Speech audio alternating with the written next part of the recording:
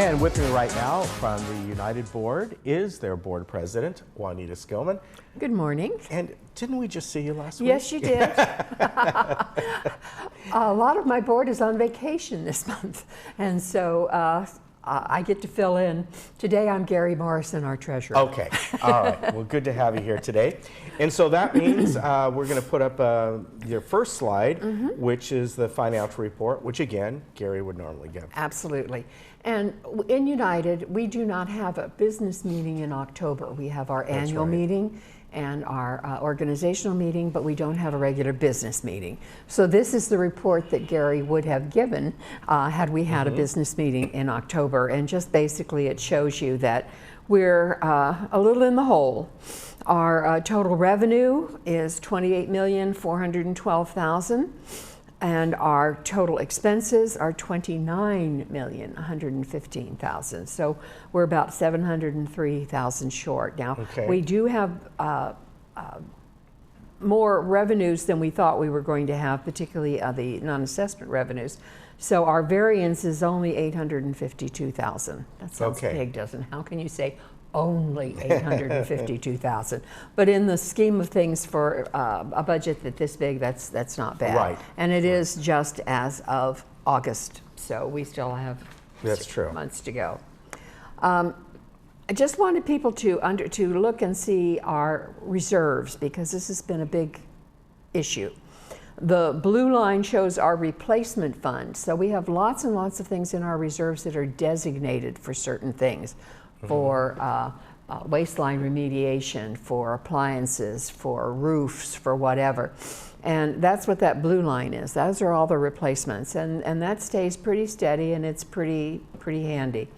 The concerning one is the orange, red, whatever it comes out on there, which is our contingency fund. And the contingency fund is our disaster fund. It's things that we don't know are happening until they happen, things that we did not budget for, that kind of thing. And this year, there have been more than we expected. We have an issue coming up with our insurance that's going to take some of that contingency fund.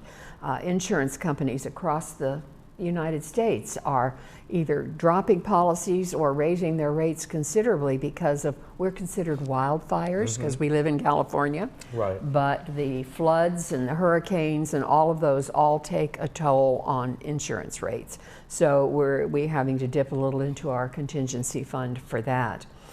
We also had so much rain this spring that we noticed that we have some drainage problems. When it's a drought, they weren't really apparent, but they came to the forefront during our rain, and so we are having to dip in and do those as well. Now, our resale is pretty good. As you can see, the blue lines are what we are this year, and they're going up, up, up. They were down pretty much in February, but they're almost always, if you look at the yellow and the red, lower in February. But they're going back up again, and we are pretty in tune with the rest of the state and Orange County in our resale rates, etc. So I don't panic. You're doing good. We're doing good. Now, one of the biggest problems that we have right now, and as I was mentioning to Ken, with the possibility of a little bit of rain, this is going to be even more. And that is the mosquitoes. We do have a mosquito problem, and it's not West Nile. We have not had any of the big dangerous diseases like dengue and yellow fever and Zika in South County. But we do have a small mosquito, black and white mosquito, called the Aedes, A-E-D-E-S mosquito, that are capable of transmitting diseases, and not just to people, but they transmit dog heartworm to dog and cats as well. So you have to watch your animals. And the big thing about this is this mosquito is a daytime mosquito. Usually you think of mosquitoes as dawn and dusk, and this one is, number one, in your house. They are not mostly outside, they are in your house. And we have to be really careful that we don't have containers filled with water, when we have little bitty rains like we're having right now, showers here and showers there, they can fill up containers on your patio, whatever.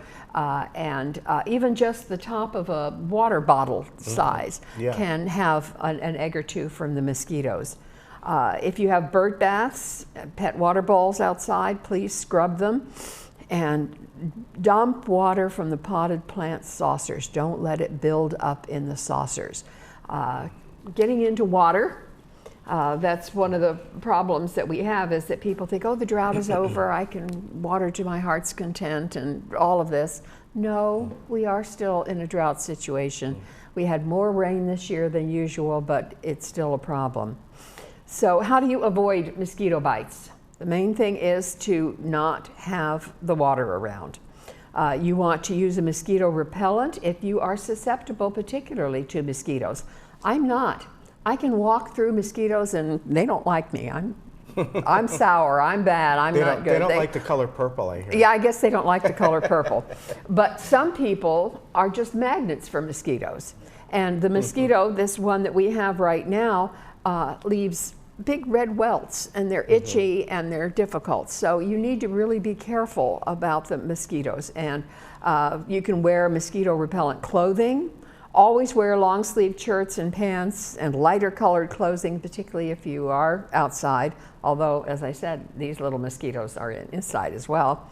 And one of the things we find is people leave their doors open, doors and windows, because it's that time of year. And if you have broken or damaged screens, the little mosquitoes, they're small, they'll just right in. Right. So. And I just want to mention that we are, next time Lisa Bartlett comes on, the supervisor, which I believe is October 15th, whatever that Tuesday is that week, more than likely she's bringing along somebody from Vector Control. Yes. So we'll talk and about I that have to say that our councilwoman, Sherry Horn, is on that Vector committee and keeps us informed, sends us stuff all the time. This week we got something from her saying they're spraying for mosquitoes in Tustin. And that's a little scary. It's close, but we don't want them to have to spray in Laguna Woods. I just think the nightmare that we went through with Roundup and those kinds of things, and if we say there are people coming through spraying for herbicides, it's not going to be good. So we want you, the residents, to be careful about getting rid of standing water of any kind. But talking about water, we need to conserve our water. Yes, we are still considered in a drought stage. Through August of this year, United alone has spent $2.4 million on water. Now, we as individual shareholders pay our electricity, but the water is paid for by the mutual. And the total projected for this year is $3.7 million. That's a lot of money, and we have to be careful not to waste it. And also, water rates are going up, 2.2%. In 2020, 4% in 2021. So it's going to get more and more and more. And of course, this comes out of your assessments. So water conservation is just one of our big things to push. Now here's a chart that shows you our January through August water usage. Now 2019 is kind of low down here over on the right, but remember, this is only through August 31st. And so it's going to go up at least as high as we had in 2018, if not higher. And so cubic feet of water that are used, we still have to be careful on our water usage. And as I say, that comes out of all of our pockets because that's from your assessments. The United Mutual has to pay those water bills. Looking to the future, the state says that we should be using 55 gallons per person per day until 2025, and then it goes down to 52.5 gallons per day in 2030, again, because we're running out of groundwater. The acreage is just not what it used to be. And penalties that we have to pay for too high usage, will be charged higher tier rates. Right now we try to keep ours into the first and second tier of water usage, but sometimes it spikes up, particularly now in the summer, August. People are out there watering, washing cars, whatever, and our water usage goes up and our tier goes up, and that means we pay more. There are, I believe, 4 tiers. Can ask Catherine about that when she comes out for El Toro water. And we want to stay down in the bottom tier. So just a couple of reminders here for our residents on water conservation. Don't irrigate or water the common areas. That's why we have sprinklers. If you want to water your plants around your house, in your area, that's fine, as long as you do it carefully and don't leave water standing. But we irrigate the common areas and let the mutual do that. We have a landscape crew that knows exactly how much water to turn on and when to turn it on and how frequently. There's no car washing with a free-flowing hose. If you're going to wash your car, you should do it with a bucket of water, or you have to have a nozzle on your hose that turns it off so it doesn't just keep running. So don't let water run unattended. Try to limit your showers to 5 minutes. Install aerators on your faucets, and turn off running water while you're shaving or brushing your teeth. So just simple little things that really help us to conserve the water. And that's what we are preaching today. Let's conserve our water.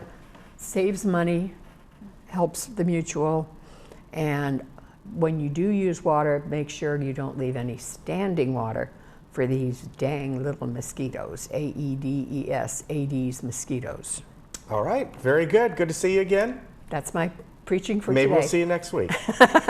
No, hopefully I'll have some time off. All right, take Okay. care. Good to see you. Good to We'll be see right you. back.